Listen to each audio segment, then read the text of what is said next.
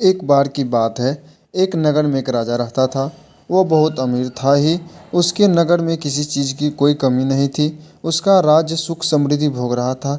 लेकिन कहते हैं ना कि उसके पास जितना होता है उसे वो उतना ही कम लगता है। कुछ यही स्थिति राजा की भी थी। सब कुछ होने के बावजूद भी उसे लगता था कि उसके पड़ोसी राज्यों के राजाओं के पास उससे अधिक धन है।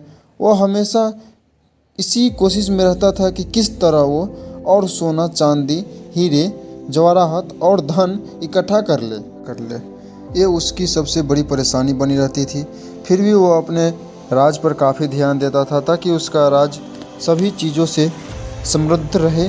उसके राज के लोगों को किसी चीज़ की कमी ना हो। वो जानता था कि अगर उसका ध्यान उसके राज से भटका तो उसकी प्रजा तो निराश और हताश होगी ही, साथ साथ उसकी बरकत में गिरावट भी आ जाएगी और दूसरे राज्य के राजा उसका राज्य हथियाने की कोशिश में लग जाएंगे। इसलिए इन सब को ध्यान में रखते हुए वो अपने राज्य पर अच्छी खासी नज़र बनाए रखता था और किसी भी प्रजा को परेशानी में नहीं रहने देता था। राजा का परिवार बहुत ही छोटा और खुशहाल था।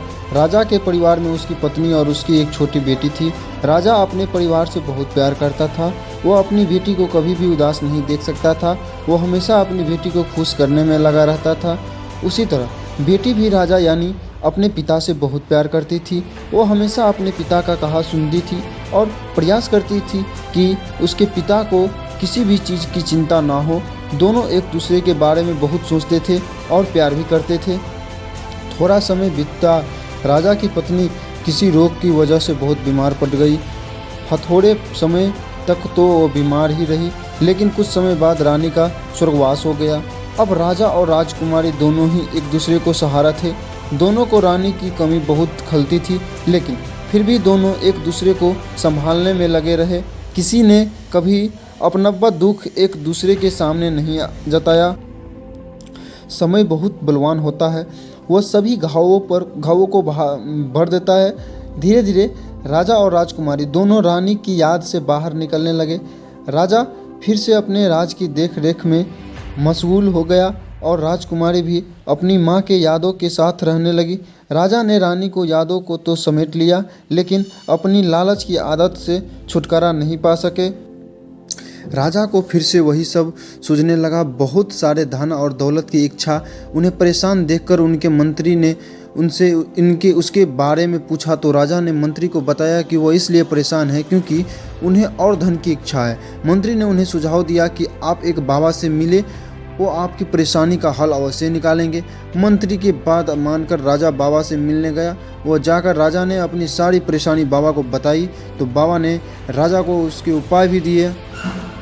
बाबा ने राजा को एक मंत्र दिया जिसकी शक्ति से राजा एक इच्छा पूरी करने वाली परी को बुला सकता है और उससे मनचाहा वरदान ले सकता है। इतना सब सुनकर राजा खुश होकर अपने महल वापस चला गया। उसके अगले दिन राजा ने उस मंत्र को जाप किया और बाबा के कहे अनुसार एक परी राजा के सामने प्रकट हो गई। परी ने राजा से पूछा, बताओ तुम क्या चाहते हो। राजा ने पहले से ही सब कुछ सोच कर रखा हुआ था। राजा ने तुरंत परी को जवाब देते हुए कहा, मैं ये चाहता हूँ कि मैं जिस भी चीज़ को हाथ लगाऊँ वो सोने की बन जाए। राजा की ये बात सुनकर परी ने उससे दोबारा पूछा, क्या तुम सच में यही चाहते हो। मूर्ख राजा ने परी को बात को अनसुना करते हुए कहा, हाँ मैं यही वरदान चाहता हूँ।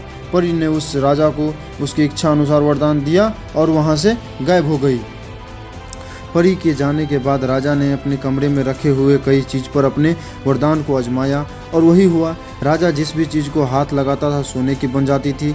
राजा ऐसा कर ही रहा था कि उसके बेटी उसके कमरे में आ जाती है। राजा अपने खुशी में भूल गया कि उसने परी से क्या वरदान मांगा है और वो अपने बेटी को अपने गोद में उठा लेता है। जैसे ही राजा अपनी बेटी को हाथ लगाता है वो सोने की बन जाती है। ये देखकर राजा रोने लगता है और वो अपने बेटी को खो देता है। इसलिए कहा जाता है, लालच करना बुरी बला है। जो लालच करता है उसे हमेशा मुंह की खानी पड़ती है और जायदा के चक्कर में कुछ भी हाथ नहीं लगता। इस कहानी से हमें यह मालूम चलता है कि कभी भी ज़्यादा लालच नहीं करनी चाहिए। Thanks for watching. Please channel को subscribe, like, share and comment करना ना भूले।